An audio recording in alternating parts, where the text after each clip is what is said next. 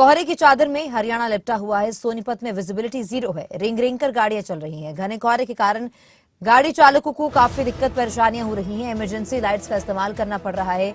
उत्तर railway की कई ट्रेनें कोहरे के चलते लेट हैं। हरियाणा और दिल्ली एनसीआर के आसपास के इलाकों में घना कोहरा छाया हुआ है।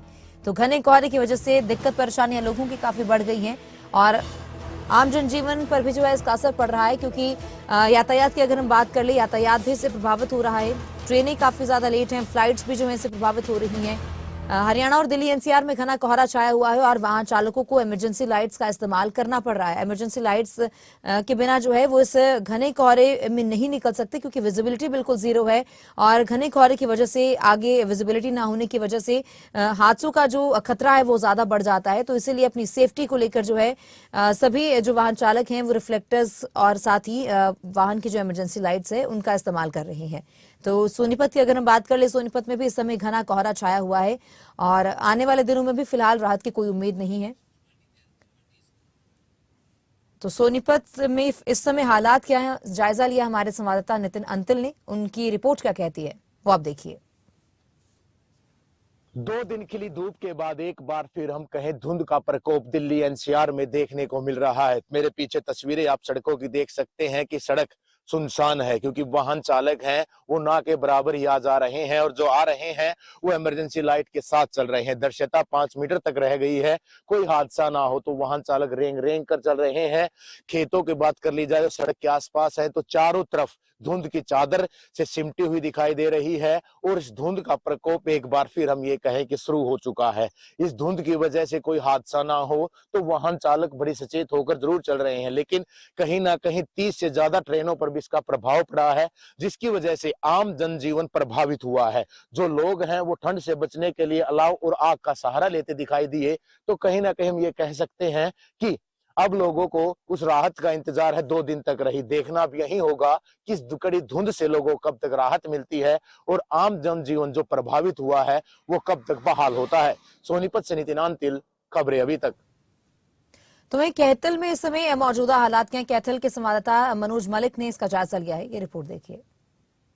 लगातार कोहरे का कहर बरपा रहा है। मैं मौजूद हूँ कैथल के पुराने बस स्टैंड पर। आप मेरे पीछे देख भी सकते हैं किस प्रकार जो कोहरा है अपना जो रंग है वो दिखा रहा है। बात करें आम जन की तो काफ़ी परेशानियों का सामना भी उनको करना पड़ रहा है। जो बात करें जो साधन है, जो वाहन है वो बिल्कुल रेंगते हुए दिखाई दे रहे हैं और दूसरी तरफ ठंड का जो प्रकोप है वो भी कैथल के अंदर जारी है। आप देख सकते हैं कि मेरे पीछे किस प्रकार जो कोहरा है वो अपना कहर है जो बरपा रहा है। और जो साधन वाहनों की बात करें किस प्रकार जो वाहन है रेंगते हुए दिखाई दे रहे हैं। बात करें 10 मीटर की जो विजिबिलिटी है वो ही वहीं तक ही कैथल में सीमित रह चुकी है। उसके बाद कुछ भी आगे दिखाई नहीं दे रहा है। लगातार जो दुर्घटनाएं हैं कैथल के अंदर बढ़ती जा रही है। इसको रोकने के लिए जिला प्रशासन द्वारा भी लगातार प्रबंध किए जा रहे हैं और अभियान भी चलाया जा रहा है कि जो भी लगातार दुर्घटनाएं कैथल में हो रही है ताकि उनको रोका जा सके। और रिएक्टर का जो अभियान है वो कैथल के अंदर चलाया जा रहा है।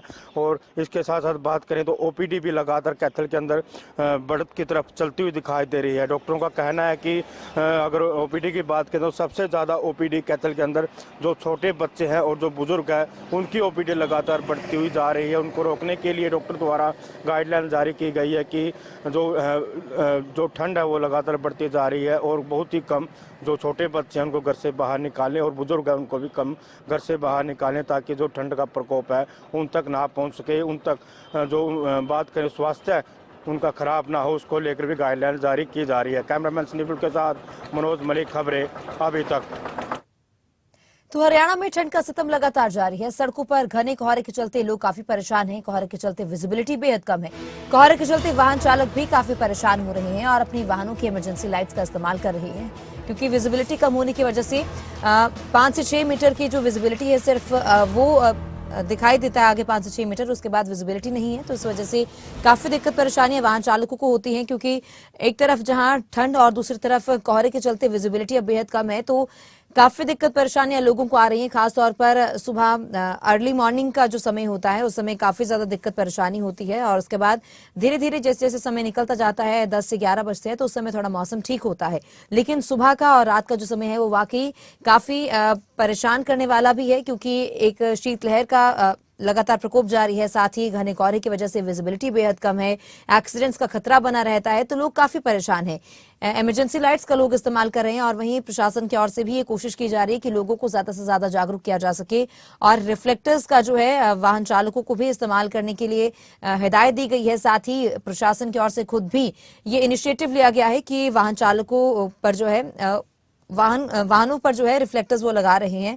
साथ ही लोगों से ये भी अपील करते हुए नजर आते हैं कि अगर बहुत जरूरी नहीं है तो अपने घरों से बाहर ना निकलें, क्योंकि इस मौसम में जब विजिबिलिटी नहीं है तो बाहर निकलना खतरे से खाली साबित नहीं होता।